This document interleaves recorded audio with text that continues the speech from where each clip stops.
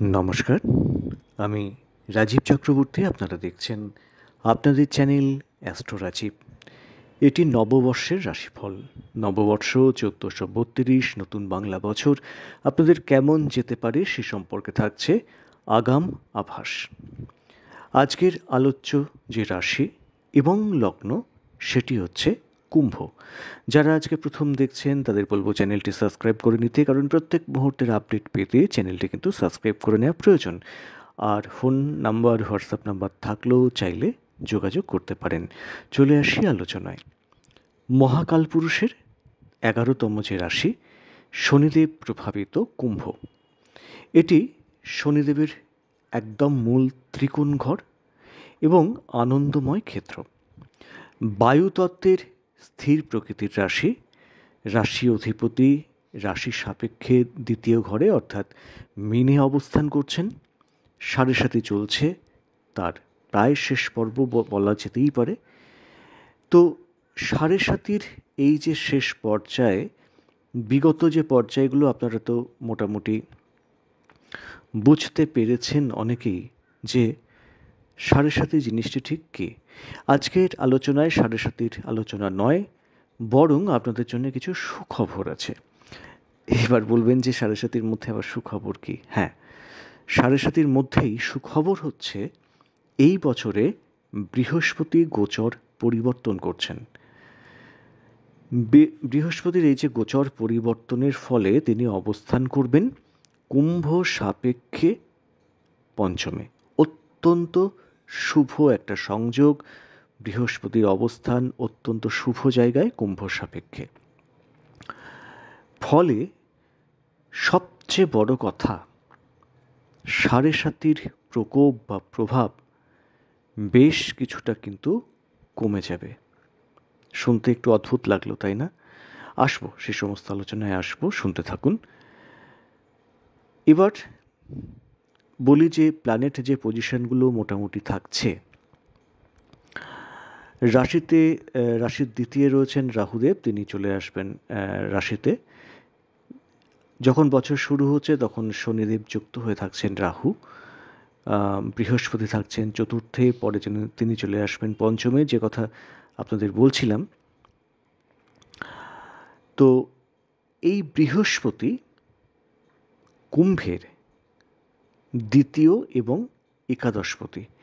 দ্বিতীয় অর্থাৎ ধনপতি এবং আয়, লাভ, সাফল্যের অধিপতি তিনিও এই দেবগুরু বৃহস্পতি, অর্থাৎ আপনাদের রাশি তথা লগ্নের একাদশ অধিপতি। সেই দেবগুরু বৃহস্পতি দৃষ্টি পড়ছে কুম্ভে, অর্থাৎ ধনপতি এবং আয়, লাভ, সাফল্যের অধিপতি আপনাদের রাশি তথা লগ্নকে দেখছে। ফলে কি কি হতে পারে, প্রথমে প্রত্যেকটা সেক্টর ধরে ধরে আলোচনা করব। তার আগে যে একটু ছোট করে বলে নিই, সাড়ে সাতি জনিত যে আর্থিক কষ্ট, আর্থিক প্রেশার, একটা কোথাও তো স্থবির হয়ে গেছে, একটা মনে হচ্ছে যেন কোনো কিছুতে আপনাদের বেঁধে রেখেছে, সেখান থেকে আপনারা কিছুতেই বেরোতে পারছেন না। একটা আর্থিক ক্রাইসিস সেটা তৈরি হয়ে রয়েছে। এই আর্থিক ক্রাইসিস কোন দিক থেকে হচ্ছে? মেনলি খরচ বেড়ে যাওয়া। দুই হচ্ছে কর্মক্ষেত্রের দিক থেকে কোথাও একটা বাধা, কর্মক্ষেত্রে শত্রুতা, ব্যবসা ক্ষেত্রেও ঠিকঠাক না চলা, সমস্ত কিছু নিয়ে আপনারা যেন ঘেঁটে আছেন। বিশেষ করে দেখবেন দ্বিতীয় রাহুর এই অবস্থান এবং সাড়ে সাতির প্রকোপ মিলিয়ে যেটা হয়েছে, অর্থক্ষেত্রে কিন্তু ভীষণ চাপ তৈরি হয়েছে। বেশ কিছু ক্ষেত্রে আনএক্সপেক্টেড খরচ, হঠাৎ হঠাৎ খরচ, সেটা কিন্তু হচ্ছে এবং এই খরচটা বেড়ে গেছে বিগত ১.৫ থেকে ২ বছর। এই যে টাইম ফেজটা বললাম, তার মধ্যে কিন্তু হঠাৎ খরচ এটা কিন্তু বেড়ে গেছে। বৃহস্পতির এই অবস্থানের কারণে যেটা হবে, বৃহস্পতির গোচর পরিবর্তনের ক্ষেত্রে যেটা হবে, ধনক্ষেত্রের যে আগমন, যেটা ফ্লো, সেটা কিন্তু বজায় থাকবে এবং বাড়বে। সেক্ষেত্রে বাড়বে কি? আয় বাড়বে, লাভ বাড়বে, সাফল্যও বাড়বে, যেটা একদম বন্ধ হয়ে রয়েছে। চতুর্দিক থেকে খুব একটা টাইট যে সিচুয়েশন সাড়ে সাতির জনিত কারণে, সেটা কিন্তু অনেকাংশে কমে আসবে। এবার চলে আসবো প্রত্যেকটা সেক্টর ধরে ধরে আলোচনায়। প্রথমে বলবো স্বাস্থ্য। সাড়ে সাথী চলছে, সাড়ে সাথী চলার সময় স্বাস্থ্য কিছুটা নিশ্চয়ই উৎপাত করছে বা উৎপাত করবে। এরপর যেটা হয় আর কি, রাশিতে যখন প্রবেশ করছেন রাহু, সেটা হবে হয়তো মে মাসের মিডিলে। এখানে রাহু মূল ত্রিকোণ হিসেবে ধরা হয়, ফলে খুব চিন্তার কারণ নেই, কিন্তু গ্রহটি তো রাহু। পঞ্চমে দেবগুরু বৃহস্পতির প্রবেশ এবং রাশি তথা লগ্নের উপরে তার দৃষ্টি, সাড়ে সাথী প্রকোপ কিছুটা কমলেও রোগ ভোগ সেটা কিন্তু কমবে। যেহেতু রাশি তথা লগ্নের উপরে দেবগুরু বৃহস্পতির দৃষ্টি থাকছে, কুম্ভের ম্যাক্সিমাম ক্ষেত্রে যেটা সমস্যা হচ্ছে পেন ইন বডি, মানে ব্যথা যন্ত্রণা, কোমর থেকে পায়ের কোনো সমস্যা, নার্ভের কোনো সমস্যা, অ্যালার্জি রিলেটেড কোনো সমস্যা, বা হাড়, কারোর হয়তো হাড় ভেঙে গেছে বিশেষ করে পায়ের দিকে বা হাতের দিকে, এই ধরনের যে সমস্যাগুলো ক্রমান্বয়ে তো ভুগিয়েছে, দাঁতের কোনো সমস্যা এসছে, এই ব্যাপারগুলো কমবে।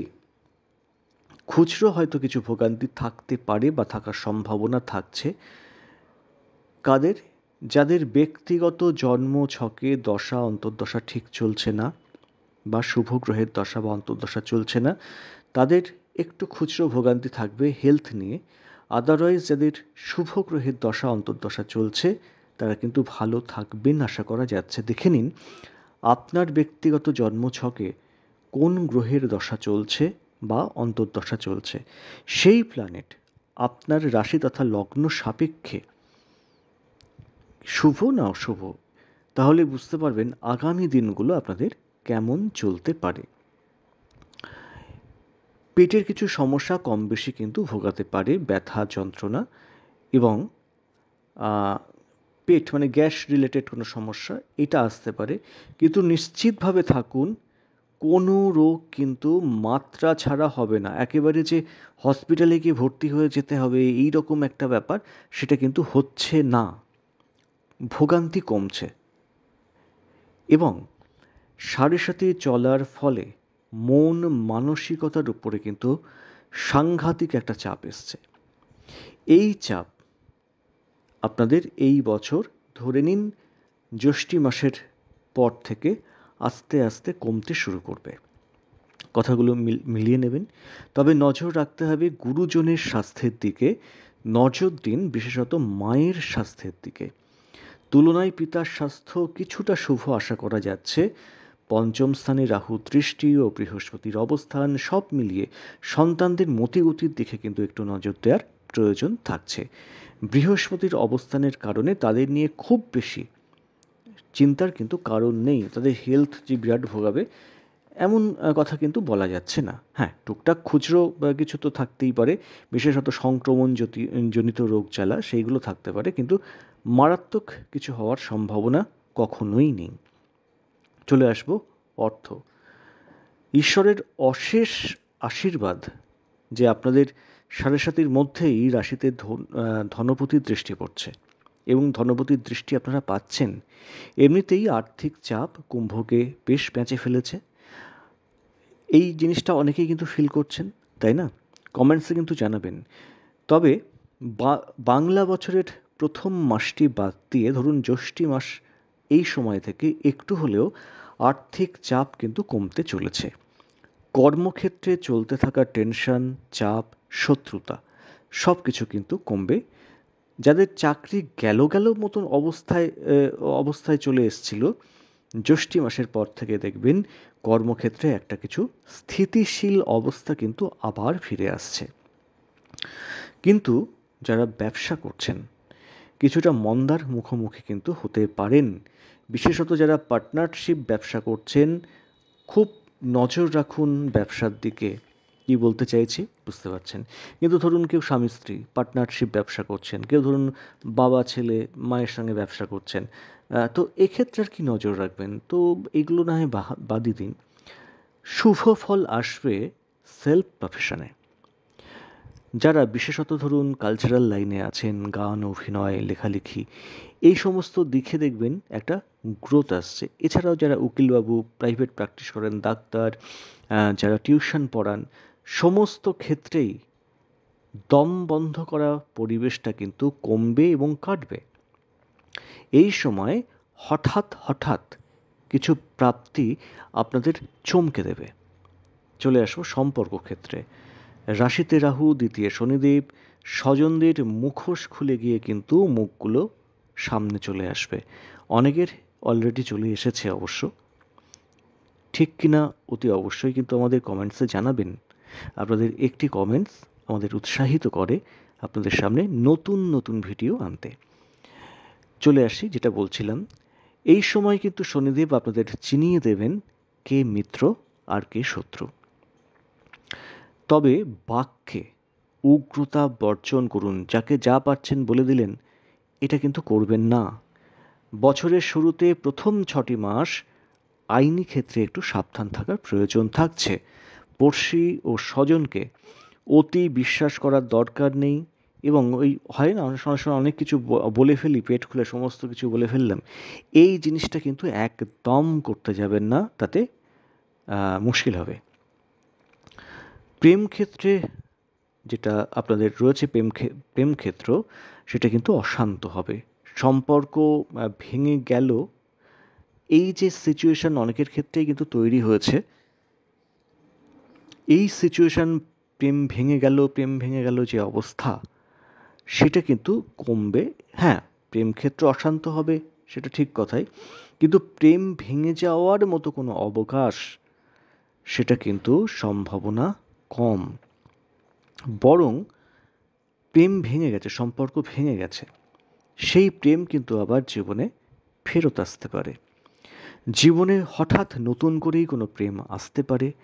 তবে দাম্পত্য সম্পর্কের হানি বা স্বাস্থ্য ভোগাতে পারে। আপনি কুম্ভ, আপনার স্ত্রী বা স্বামী, তার হেলথ কিন্তু ভোগাতে পারে। তবে একটা কথা খুব ক্লিয়ার করে বলে দিই, যাদের কুম্ভ রাশি তাদের সাড়ে সাথী চলছে, যাদের কুম্ভ লগ্ন তাদের কিন্তু সাড়ে সাথী চলছে না। এটা কিন্তু ভালো করে বুঝে নেবেন। তবু শনিদেবের অবস্থানের কারণে ফল অতি অবশ্যই কিছু কিছু পেতে হয়। স্বামী স্ত্রীর সম্পর্ক এবং স্বাস্থ্য দুটো ক্ষেত্রেই সতর্কতার প্রয়োজন আছে। বিশেষত কুম্ভ লগ্নের জাতক জাতিকারা এই যে ফল যেটা বললাম, হেলথ এবং সম্পর্ক, এই দুটো ক্ষেত্রে কিন্তু এই নেগেটিভ ফলটা একটু বেশি পেতে পারেন। আইনি ক্ষেত্র একটু সামলে পঞ্চমী দেবগুরু বৃহস্পতি অনেকটা রক্ষা করবে আপনাদের, নিশ্চিতভাবে এটা বলাই যায়। তবে সেই ক্ষেত্রে সেই দেবগুরু বৃহস্পতির আশীর্বাদ আছে বলে যা খুশি বললাম, যা কিছু করলাম, এটা একদম কিন্তু করা যাবে না। মনে রাখবেন সাড়ে সাথে চলছে, সিদ্ধান্ত নিতে সমস্যা হবে। এই কারণে গুরুজনের সঙ্গে আলোচনা করে তবেই সিদ্ধান্ত নিন। সেই সিদ্ধান্ত কিন্তু আপনাদের সুফল দেবে, পজিটিভ ক্ষেত্র তৈরি করবে। বাড়িওয়ালা বা ভাড়াটে, এদের মধ্যে যদি কোনো সমস্যা থাকে এবার মিটে যাবে, মিটিয়ে নেওয়ার চেষ্টা করুন, আলোচনাতেই মিটে যাবে আশা করছি। স্থাবর সম্পদ, বাড়ি, গাড়ি, ভূমি যারা কেনার পরিকল্পনা করছেন, আমি বলবো একটু মেপে চলুন, একটু জল মেপে দেখুন এবং মেপে পা ফেলুন। কোনো একটা জিনিস করতে গেলেন, সেখানে কিন্তু হোঁচট খাবেন, বিলম্ব হবে, বাধা আসবে, এগুলো হওয়ার সম্ভাবনা থাকছে। সেই জন্যে একটুখানি কোনো অভিজ্ঞ কারোর সঙ্গে কথা বলে ব্যক্তিগত ক্ষেত্রে তারপরে এগোনোর চেষ্টা করুন। এবছর গাড়ি না কেনাই কিন্তু ভালো হবে। পারলে সঞ্চয়ে মন দিন। সরকারি ক্ষেত্রে, নিরাপদ ক্ষেত্রে সঞ্চয়ে মন দিন। কোনো রকম ফাটকা বা কোনো বাজারি ইনভেস্টের মধ্যে যাবেন না এবছরটা। চলে আসবো বিদ্যাক্ষেত্র। দেখুন, যাদের কুম্ভ রাশি তাদের মনে তো একটা ডিপ্রেশন চলছে, একটা হতাশা, কিছু ভালো না লাগা, এই জিনিসগুলো তো চলছে, তাই না? তো এই জিনিসগুলো কিন্তু একটু বাড়তে পারে। তার মধ্যেও নিম্নবিদ্যা শুভ, হ্যাঁ, বাধা তো আসবে। বাধাটাকে অতিক্রম যদি আপনারা ইচ্ছা শক্তি দিয়ে করতে পারেন, তাহলে আপনার অভীষ্ট লাভ হবে এবং আনএক্সপেক্টেড ফল লাভ কিন্তু আপনারা করবেন, দেখবেন ফল আপনাদের অনুকূলে আসছে। উচ্চবিদ্যার ক্ষেত্রে সেই একই কথা বলা যায়। বরং যারা রিসার্চ করছেন মানে গবেষণা করছেন তারা কিন্তু তুলনামূলকভাবে শুভ ফল পেতে চলেছেন। যারা বিদেশে আছেন তারা কেমন ফল পাবেন? যারা বিদেশে আছেন তারা তুলনামূলকভাবে এবছর, মানে আমি যদি গত বছরের সঙ্গে তুলনা করি তাহলে এবছর কিন্তু শুভ ফল পাবেন, বিশেষত কর্মক্ষেত্র এই দিকটাতে টেনশন অ্যাংজাইটি কমতে চলেছে বা কমবে। নতুন কিছু সুযোগ আসবে, কিন্তু যেহেতু সাড়ে সাথে চলছে বলবো ভেবে সিদ্ধান্ত নিন, ভেবে পা ফেলুন। কারণ আপনি যে অফিসে কাজ করছেন সেটা আপনার চেনা জায়গা। নতুন যেখানে যাচ্ছেন আপনি কিন্তু আপনার ভাগ্যটাকে নিয়ে যাচ্ছেন, সেই জায়গাটা কিন্তু অচেনা। আর সাড়ে সাতির মধ্যেই রাশিতে রাহুর অবস্থান, সমসপ্তমী কেতুর অবস্থান, হ্যাঁ দেবগুরু বৃহস্পতির দৃষ্টি থাকছে বটে। তো সেক্ষেত্রে আমার মনে হয় যা পরিস্থিতি তাতে দেখে শুনে এগোনোটাই বুদ্ধিমানের কাজ হবে। তো কেমন লাগলো জানাবেন। আজকে এ পর্যন্তই। নমস্কার।